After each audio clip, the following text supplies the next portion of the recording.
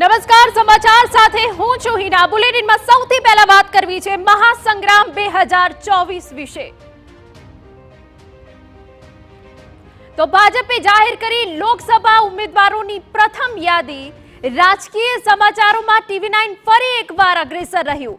સૌપ્રથમ TV9 ચલાવ્યા હતા મોટા માથાઓના નામ। સૌપ્રથમ TV9 ની સ્ક્રીન પર દર્શાવી હતી રિપીટ સાંસદોની યાદી। કોના પત્તા થશે કટ તેનો સચોટ અહેવાલ TV9 પર દર્શાવ્યો હતો। ભાજપના જાતિગત સમીકરણોનું TV9 એ સૌપ્રથમ વિશ્લેષણ કર્યું હતું અને હવે યાદી જાહેર થઈ ગઈ છે।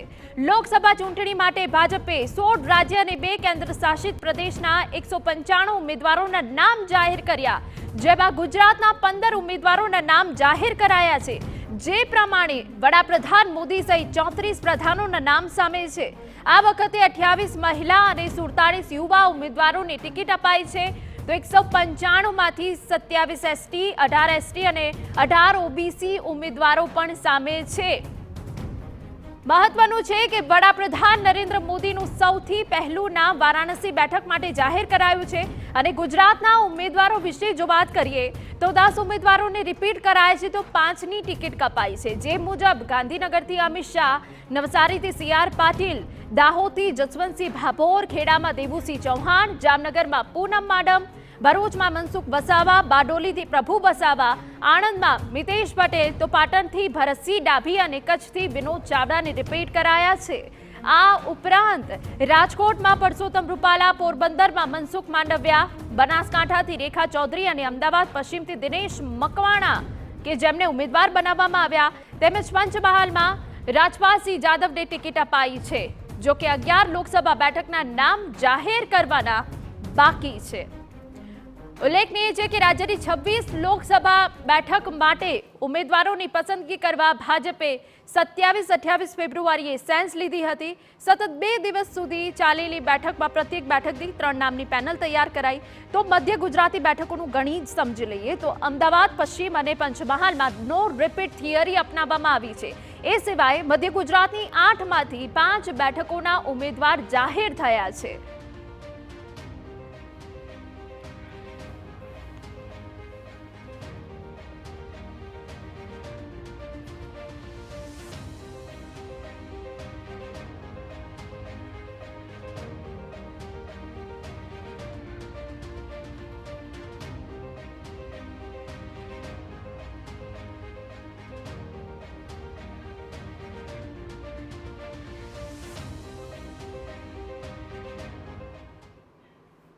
તો આ સાથે મહાસંગ્રામ 2024 કે જેમાં પ્રથમ લિસ્ટ બીજેપી દ્વારા જાહેર કરવામાં આવ્યું। ગુજરાતમાંથી 15 બેઠકોના ઉમેદવારના નામની જાહેરાત કરવામાં આવી છે।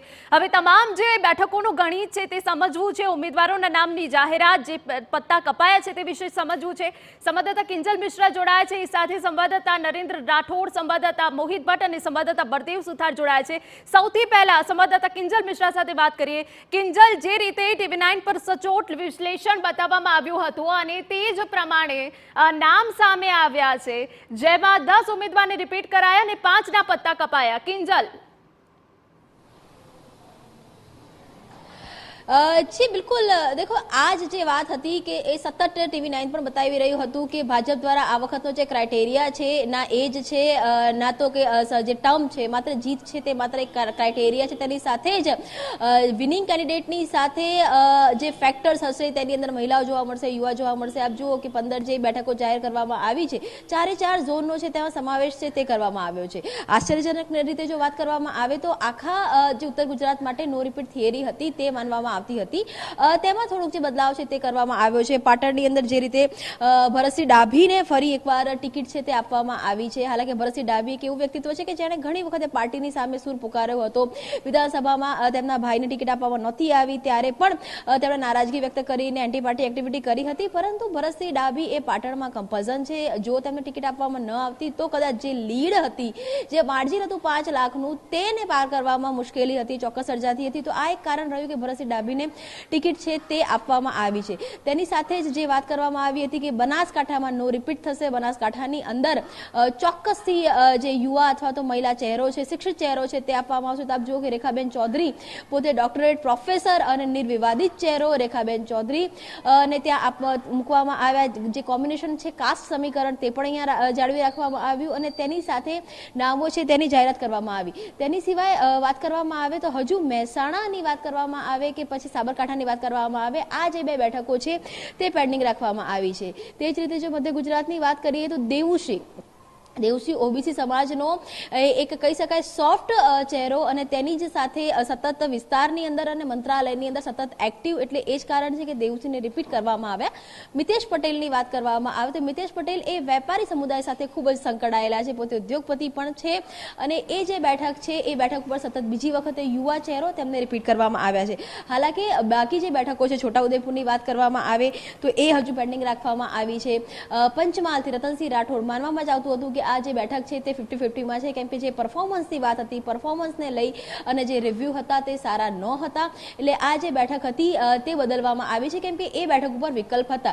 તો એની સાથે આપ જુઓ કે જે દાહોદની બેઠક છે, દાહોદમાં પણ જે સાંસદ હતા, સાંસદની સામે ફરિયાદ હતી જસવંતસિંહ ભાભોર, પરંતુ જે કમ્પલ્સન હોય અથવા તો એ જે બેઠક પર જો લીડની વાત હોય એ વાત સમજવી ખૂબ જ જરૂરી છે કે વાત આપણે મધ્ય ગુજરાતની કરીએ કે વાત આપણે ઉત્તર ગુજરાતની કરીએ કે વાત સૌરાષ્ટ્રની કરીએ કે વાત દક્ષિણ ગુજરાતની કરીએ. ભાજપની આ વખતે ગુજરાતની અંદરનો જે સંકલ્પ છે તેમને 26 બેઠકો આવશે, તેમાં કોઈ બેમત ભાજપ માટે નથી, પરંતુ ભાજપે આ વખતે ગુજરાત કેમ કે પીએમ શાહનો હોમ સ્ટેટ છે તેની માટે થઈને તેમણે લીડનું માર્જિન રાખ્યું છે.